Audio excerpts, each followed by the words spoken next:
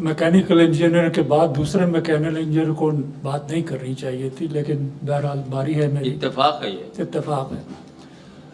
जितना इनको दुख है उससे 2 गुना दुख मुझे है, क्योंकि मैंने तो 65 साल की उम्र में एक डिग्री ली जिसका नाम है educational planning and management, masters की। 2 साल जाके डेस्क पे बैठ के पढ़ा, समझ में आई एजुकेशन क्या है। फिर जन साहब आप तो उस सेंटर में आए हैं, कराची एजुकेशनल डेवलपमेंट प्लान, मैं ये पढ़ के निकला ही था तो मैं FPCCI में इत्तेफाक से एंट्री हो गई। उसी वक्त एजुकेशन पॉलिसी ड्राफ्ट हो रही थी, green papers, then white papers, then policy. I was part of that. उसका चैप्टर 6 टेक्निकल वोकेशनल एजुकेशन, वो हमारे जो Sindh board of technical education के चेयरमैन और मैंने जॉइंटली हमने लिखा। चूँकि वो पॉलिसी दूसरे लोगों को कोई समझ में नहीं आई, वो बेआईन ही उसको पॉलिसी में शामिल कर लिया। तो इस लिहाज से तो मैं खुशकिस्मत कहूँगा कि जी हमारी बात सुनी गई, पॉलिसी में आ गया। लेकिन यकीन माने कि उसकी कोई बात इम्प्लीमेंटेशन किए तक नहीं गई। उसमें रिकमेंडेड था कि we should have in each province a technical university. Technical university और engineering and technology university, they are 2 different things. Technical university जो है, ये जो टेक्नीशियन और इनको जब ये अपने आप को इम्प्रूव करना चाहें तो they can do and go up to the PhD level, वो एक डिफरेंट मॉडल के ऊपर चलाई जाती है। और वर्ल्ड वार 2 के बाद पहली जो ओपन यूनिवर्सिटी बनी उसमें टेक्निकल एजुकेशन, जर्मनी में हर मुल्क के अंदर यही रास्ता था जहां उन्होंने अपने यूथ को यूटिलाइज किया फॉर इंडस्ट्रियल डेवलपमेंट। अब यहाँ रोक के कि मैं इसका हिस्सा था।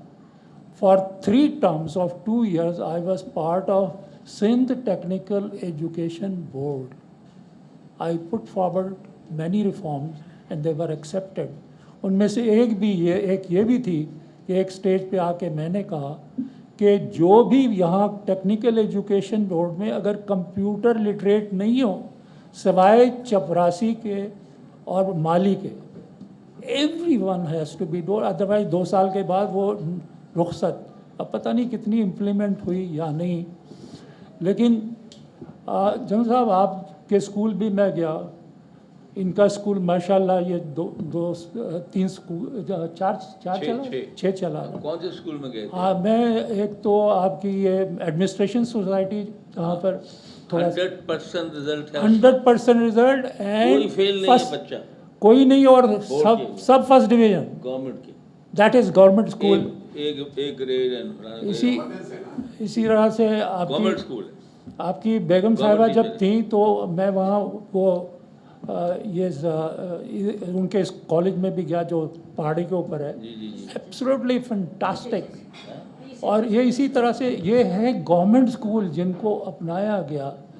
कहने का जो मेरा मतलब है कि things can be done if you require to be done, because ये 2 मैंने उस स्कूल जो कराची एजुकेशनल प्लान था उनमें हमने स्कूल को सिलेक्ट किया और आप तो स्कूल में आए हैं, आपने बहुत सपोर्ट किया। जो मैंने जो उसके ऊपर प्लान था, हम चाहते थे कि कराची के जो स्कूल हैं 9014 स्कूल, 36,000 स्कूलों में से 9014 स्कूल यहाँ थे। बहरहाल कहने का मतलब है कि थिंग्स कैन बी डन। अब मैं दूसरा जो इशू जो आज का मौजू है वो उससे human capital is the biggest resource of any country. Without this you can not progress. और इसी के ऊपर टेक चाइना, वो कहते हैं कि अभी एक मैं पढ़ रहा था कि why China has progress so fast. वो कह रहे हैं जी उसके हर एक की अलग अलग हैं। China is a country where engineering and engineers are leading. America is a country where lawyers are leading. वो अपनी बहस करते रहते हैं। I'm not derogating any lawyer, but saying that engineers led अगर आपकी होगी तो चाइना की एक हमारे हफीज़ साहब एक दफ़ा आए थे, जो फाइनेंस मिनिस्टर गवर्नमेंट में थे। हफीज़ पाशा नहीं, एक दूसरे हफीज़ शेख, हफीज़ शेख, वो बता रहे थे जी, तो वो बता रहे थे कि चाइना के 15 जो बड़े लीडर हैं पॉलिट ब्यूरो, उसमें से 11 जो हैं दे आर इंजीनियरिंग और इंजीनियरिंग रिलेटेड। तो नेचुरली दे हैव, उसका एक दूसरा भी फैक्टर है कि इंजीनियर्स का बाज़ दफ़ा जो है ह्यूमन साइड को ज़रा इग्नोर कर जाते हैं। तो वो उसका आप देखें कि 1 चाइल्ड पॉलिसी आई थी, because of that they were all engineer. Human side को भी, तो ह्यूमैनिटीज़ की मैं जाफ़र साहब की तायद करूँगा कि एक्चुअली हमने इस चीज़ को भी एजुकेशन पॉलिसी में क्लियरली किया था कि humanities is to be given a suitable place. So ये नहीं कि सिर्फ टेक्निकल और साइंस एजुकेशन हो, तो उसका भी अपना एक मकाम है। लेकिन यहाँ जो मसला है, जो भी जाफ़र साहब ने कुछ फिगर्स दी, मैंने बताया कि I was involve in this. आपको यकीन नहीं आएगा कि सिंध गवर्नमेंट के जो स्कूल हैं, including KMC, including local body, उसमें 91% जो हैं वो प्राइमरी स्कूल हैं। तो बाकी क्या रह गए? 9%। तो नीचे से जब ऊपर जाएंगे तो 54% ड्रॉप आउट नहीं होगा, तो होगा क्या? There is no school. इसी तरह से, और वो ये चूँकि प्राइवेट सेक्टर ने सेकेंडरी जो साइड है उसको कवर किया, वरना तो सिचुएशन बहुत ख़राब होती। इसी तरह से अभी जो है यूनिवर्सिटीज़ का आपने कहा, इतनी सारी यूनिवर्सिटीज़ हो गई हैं, लेकिन उसमें टेक्निकल यूनिवर्सिटी सर कोई नहीं है। इसी तरह से ये यूनिवर्सिटी के अंदर जो है हमारा, अगर आपने तरक्की करनी है तो कम से कम 3 से 5% जो है यूनिवर्सिटीज़ में जाना चाहिए।